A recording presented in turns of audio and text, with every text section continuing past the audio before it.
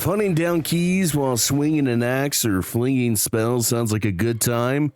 Then I've got the game for you. This is a game that's been out for a good couple of years from the folks at New Blood and developed by Indefatigable. That's such a hard name to pronounce for some reason. It's a game that's been very tongue-in-cheek referred to as Hexen 3. And that's because it very much is a spiritual successor of sorts.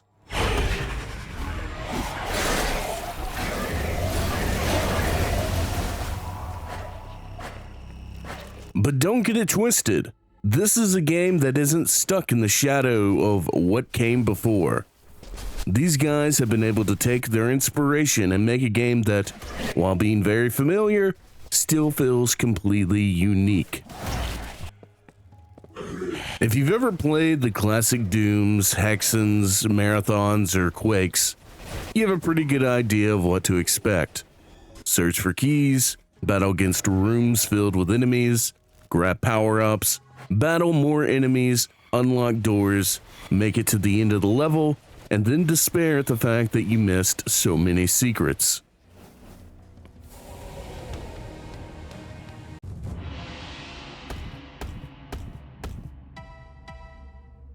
Obviously, I could look on YouTube or find a walkthrough somewhere else online that will show me all the secret little locations, but for me, so much of the fun is finding it myself, even if it takes years of half-completed playthroughs. And it's hardly a chore when the gameplay is this good. You start off with an axe to bash enemies with, but don't be fooled. This starter weapon can actually hold up with all the other weapons in your arsenal. While it's strictly a melee weapon, enemies nearby seem to get pulled in. So don't worry about not being able to get close enough. The enemies will find themselves in range of your strikes, whether they wanted to or not. Your other sort of primary weapon is the staff. It shoots out magic orbs that seek enemies. It's pretty satisfying, as are most weapons in the game. My personal favorite weapon is the sword, Whisper's Edge. It uses green energy to send out a slashing strike projectile that can hit multiple enemies. You can also hit an enemy's projectile to stop it in midair.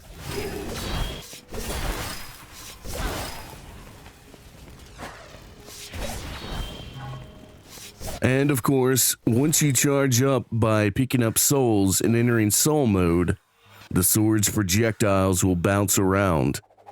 And each weapon has its own alternative fire when in soul mode.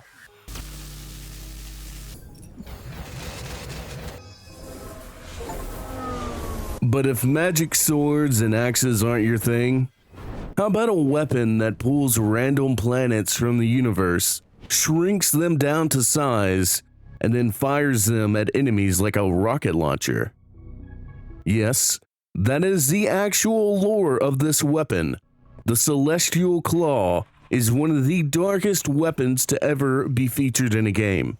You are destroying entire worlds just for the equivalent of an RPG blast. Are these worlds totally empty of life? Are we destroying entire civilizations in our quest to defeat evil?